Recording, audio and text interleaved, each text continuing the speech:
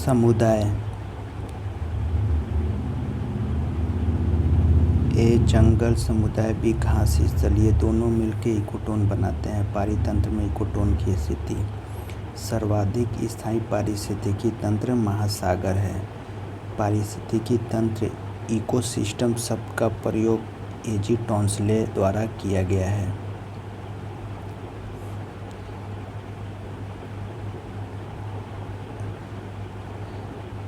पारितंत्रों की घटती उत्पादकता के क्रम में उनका सही अनुक्रम है। मैंग्रोव, घास स्थल, झील, महासागर। सबसे अधिक उत्पादकता मैंग्रोव, उसके बाद घास स्थल, फिर झील, फिर घटती उत्पादकता की, फिर महासागर। अधिक विविधता वाले पारितंत्र की उत्पादकता भी अधिक होगी।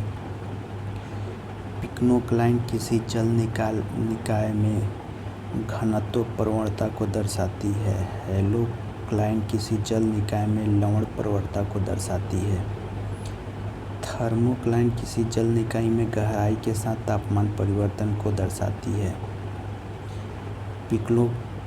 पिक्नोक्लाइन घनत्व प्रवणता को ये ध्यान रखिएगा। अर्नीस्ट नेस ने वर्ष 1973 में सर्वप्रथम गहन पारिस्थितिकी शब्द का प्रयोग किया था। अर्नीस्ट नेस ने पारिस्थितिकी निषेध शब्द को सर्वप्रथम जोसेफ ग्रीनेल ने वर्ष 1917 में प्रस्तुत किया था, जिसे इन्होंने सूक्ष्म आवास माइक्रो हैबिटेट्स कहा था।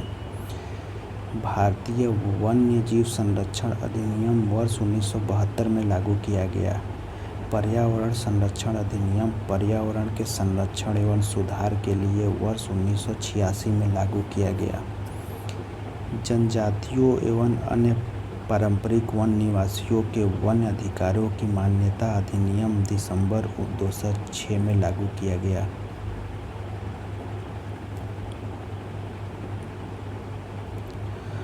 वन संरक्षण अधिनियम वर्ष 1902 में लागू किया था।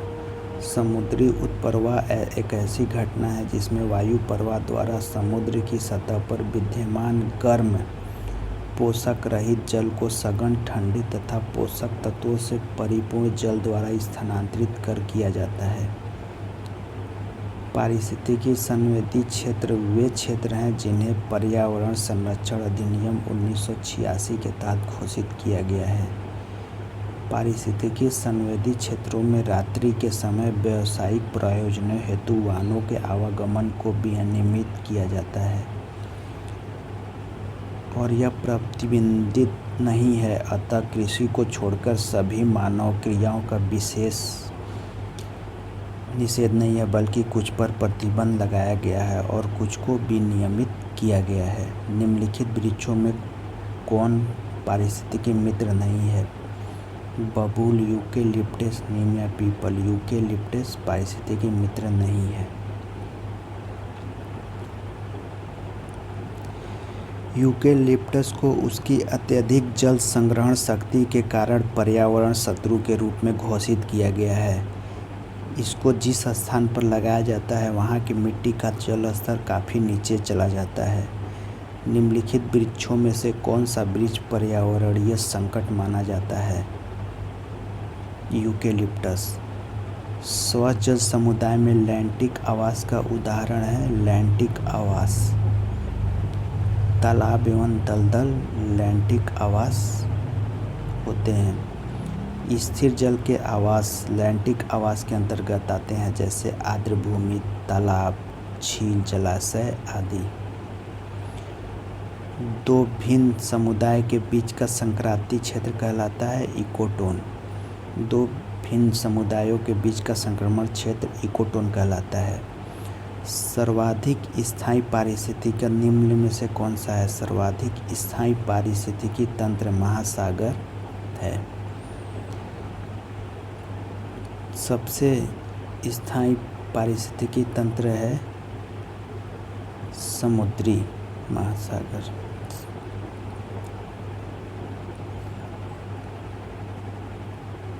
पारितंत्र की घटती उत्पादकता के क्रम में उनका निम्नलिखित में से कौन सा अनुक्रम सही है? घटते क्रम में सबसे ज़्यादा होता है मैंग्रोव, मैंग्रोव के बाद घास स्थल, घास स्थल के बाद झील, झील के बाद महासागर। मैंग्रोव, घास स्थल, झील और महासागर। पारितंत्रों की घटती उत्पादकता के क्रम में उनका सही अनुक्रम है मैंग्रोव, घास स्थल, झील, महासागर। अधिक विविधता वाले पारितंत्र की उत्पादकता भी अधिक होगी है। निम्नलिखित में से किसने सर्वप्रथम गहन पारिस्थितिकी डीप इकोलॉजी शब्द का प्रयोग किया था? अर्निस्ट नेज ने। अर्निस्ट नेज ने सर्वप्रथम डीप इकोलॉजी शब्द का प्रयोग किया था। अर्निस्ट नेज ने वर्ष 1973 में सर्वप्रथम गहन पारिस्थितिकी शब्द का प्रयोग किया था। पारिस्थितिकी निशेष की संकल्पना को प्रतिपादित किया गया था। पारिस्थितिकी निशेष की संकल्पना को प्रतिपादित किया था ग्रीनेल ने। पारिस्थितिक निशेष शब्द को सर्वप्रथम जोसेफ ग्रीनेल ने वर्ष 1917 में प्रस्तुत किया था, जिसे इन्होंने सूक्ष्म आवास माइक्रो हैबिटेट्स कहा था। पारित कानून और वर्ष। वन्य जीव कौन सा सही सुमेलित है? वन्य जीव संरक्षण 1972। पर्यावरण संरक्षण 1986। जनजातियों एवं अन्य पारंपरिक वन निवासियों के अधिकारों का मान्यता वर्ष 2013 और वन संरक्षण 1988।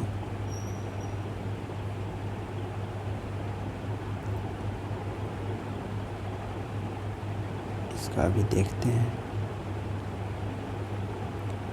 वन्य जीव संरक्षण अधिनियम वर्ष 1972 में लागू किया था। पर्यावरण संरक्षण अधिनियम पर्यावरण के संरक्षण पर सुधार के लिए 1986 में लागू किया था।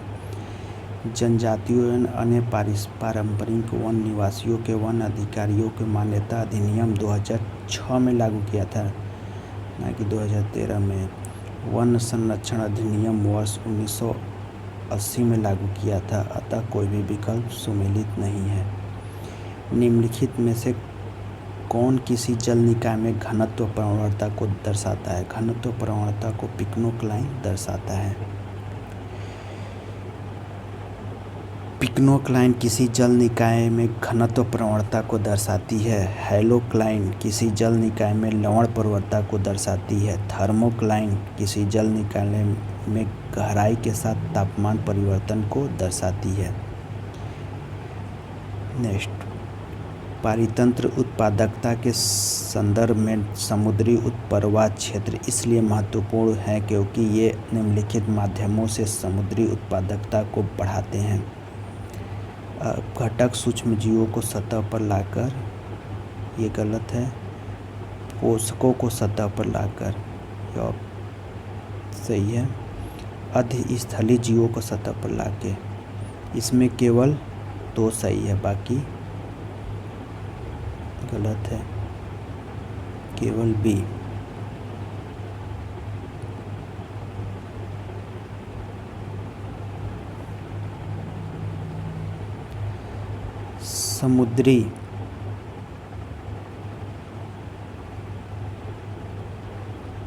समुद्री उत्प्रवाह एक ऐसी घटना है जिसमें वायु प्रवाह द्वारा समुद्र की सतह पर विद्यमान गर्म पोषक रहित जल को सघन ठंडे तथा पोषक तत्वों से परिपूर्ण जल द्वारा स्थानांतरित कर दिया जाता है। पारिस्थितिकी संवेदी क्षेत्रों के संबंध में निम्नलिखित में से कौन सा कथन सही है? पारिस्थितिकी संवेदी क्षेत्र वे हैं जिन्हें वन्य जीव संरक्षण अधिनियम 1972 के अधीन घोषित किया गया है। ये गलत है। पारिस्थितिकी संवेदी क्षेत्र को घोषित करने का प्रयोजन है उन क्षेत्र में केवल कृषि को छोड़कर सभी मानव क्रिया पर प्रतिबंध लगाना। ये भी गलत है। ऑप्शन डी, ना तो 1 ना तो 2। पारिस्थितिकी संवेदी क्षेत्र वे होते हैं जिन्हें पर्यावरण संरक्षण अधिनियम 1986 के तहत घोषित किया गया है, अतः कथन एक गलत है। उसमें 1972 दिया है। कृषि को छोड़कर सभी मानक क्रियाओं का निषेध नहीं है, बल्कि कुछ पर प्रतिबंध लगाया गया है, अतः कुछ का विनियमित किया गया है, अतः विकल्प डी उपयुक्त उत्तर होगा, ना तो 1 ना ही 2। जैविक विविधता। किसी पर्यावरण में विभिन्न प्रजातियों की श्रेणियों को जैविक विविधता के रूप में जाना जाता है। पर्यावरण में जातियाँ कई समुदायों को संगठित रहती है एवं ये समुदाय एक पारितंत्र में पाए जाते हैं। इसके आधार पर जैव विविधता का मापन किया जाता है। जैव विविधता अल्फा, बीटा तथा गामा नामक श्रेणियों में विभाजित की जाती है। यह विभाजन विटेकर ने वर्ष 1972 में किया था। जैव विविधता मापने के गणितीय सूचकांकों में से अल्फा सूचकांक स्थानीय स्तर पर किसी समुदाय आवासीय क्षेत्र में माध्य प्रजाति विविधता को दर्शाता है। बीटा सूचकांक स्थानीय एवं क्षेत्रीय विविधता का अनुपात होता है, जबकि गामा सूचकांक किसी भूदृश्य की संपूर्ण विविधता को दर्शाता है। विभिन्न जातियाँ। पारितंत्र डी। एक पारितंत्र में अल्फा विविधता, पारितंत्र ए, पारितंत्र बी और ये पारितंत्र सी, पारितंत्र डी। एक क्षेत्र की गामा विविधता। जैव विविधता के प्रकार अल्फा, बीटा तथा गामा विविधता है। किसी पारिस्थितिकी तंत्र में विद्यमान सजीव प्राणियों, पौधों एवं जंतुओं की विविधता को ही जैव विविधता के रूप में परिभाषित किया गया है। प्रारंभ में जैव विविधता शब्द को अंग्रेजी शब्द बायोलॉजिकल डाइवर्सिटी के रूप में प्रथमतः रेमंड एफ दासमैन ने वर्ष 1968 में अपनी पुस्तक a different kind of country में दिया था। बाद में जैव विविधता को अंग्रेजी शब्द बायोलॉजिकल डाइवर्सिटी से परिवर्तित कर बायोडाइवर्सिटी के रूप में W.C. रोसन द्वारा प्रयोग किया गया था। बायोडाइवर्सिटी शब्द को W.C. रोसन द्वारा और बायोलॉजिकल डाइवर्सिटी दासमैन को।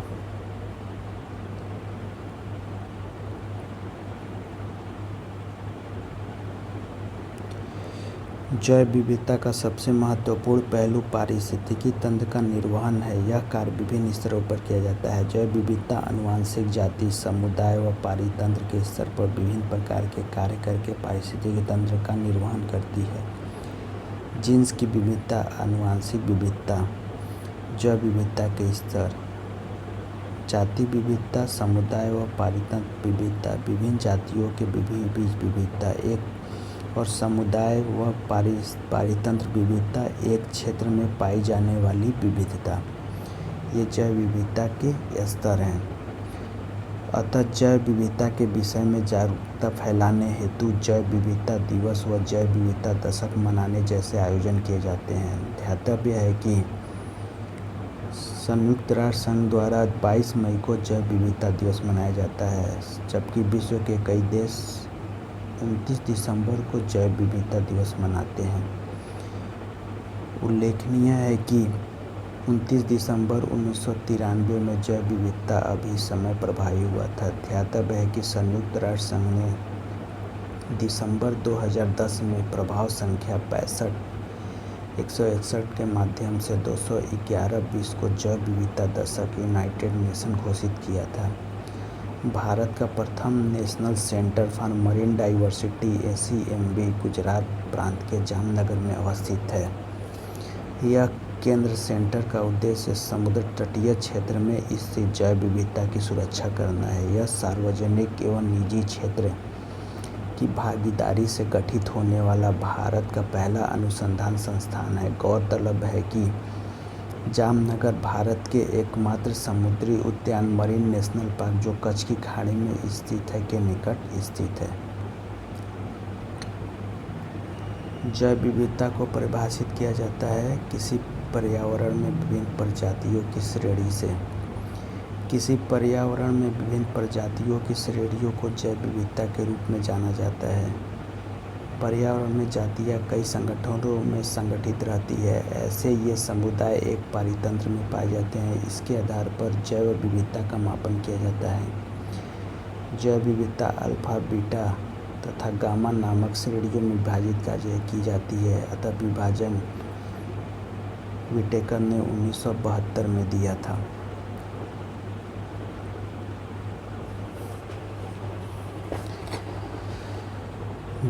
जैविक विविधता के गणितीय सूचकांकों में से कौन सा एक स्थानीय स्तर पर किसी समुदाय आवासीय क्षेत्र में माध्य प्रजाति विविधता को दर्शाता है? अल्फा सूचकांक, बीटा सूचकांक या गामा सूचकांक?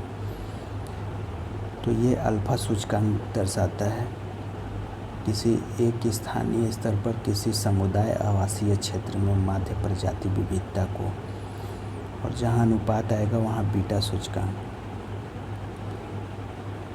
जैव विविधता मापने गणितीय सूचकांकों में से अल्फा सूचकांक स्थानीय स्तर पर समुदाय आवासीय क्षेत्र में माध्य प्रजाति विविधता को दर्शाता है। यह अवधारणा आर.एच. व्हिटेकर द्वारा प्रस्तुत की गई थी। बीटा सूचकांक स्थानीय एवं क्षेत्रीय विविधता का अनुपात होता है, जबकि गामा सूचकांक किसी भूदृश्य की संपूर्ण विविधता को दर्शाता है। बीटा सूचकांक स्थानीय एवं क्षेत्रीय विविधता का अनुपात होता है, जबकि गामा सूचकांक किसी भूदृश्य लैंडस्केप की संपूर्ण विविधता को दर्शाता है। जैव विविधता का अर्थ है विभिन्न प्रकार के पादप वनस्पति या विभिन्न प्रकार के जंतु, या एक निर्धारित क्षेत्र में विभिन्न प्रकार के पादप एवं जंतु, या विभिन्न प्रकार के विशेषागत पादप एवं जंतु। तो ये ऑप्शन सी, एक निर्धारित क्षेत्र में विभिन्न प्रकार के पादप एवं जंतु। किसी पारिस्थितिकी तंत्र में विद्यमान सजीव प्राणियों, पौधों एवं जंतुओं की विविधता को ही जैव विविधता के रूप में परिभाषित किया जाता है। जैव विविधता का महत्वपूर्ण पहलू है भोजन, औषधि या औद्योगिक उपयोग या पारिस्थितिकी तंत्र का निर्वहन। जैव विविधता का सबसे महत्वपूर्ण पहलू पारिस्थितिकी तंत्र का निर्वहन है। जैव विविधता का सबसे महत्वपूर्ण पहलू पारिस्थितिकी तंत्र का निर्वहन है। यह कार्य विभिन्न स्तरों पर किया जाता है। जैव विविधता आनुवंशिक, जाति, समुदाय व पारितंत्र के स्तर पर विभिन्न प्रकार के कार्य करके पारिस्थितिकी तंत्र का निर्वहन करती है। निम्नलिखित में से कौन सा कारक जैव विविधता के ह्रास के लिए सबसे महत्वपूर्ण कारक है? आनुवंशिक आत्मसत्करण या परभक्षियों का नियंत्रण, या प्राकृतिक वास का विनाश, या कीट नियंत्रण? जैव विविधता के ह्रास के लिए सबसे महत्वपूर्ण कारक प्राकृतिक वास का विनाश है। Option C.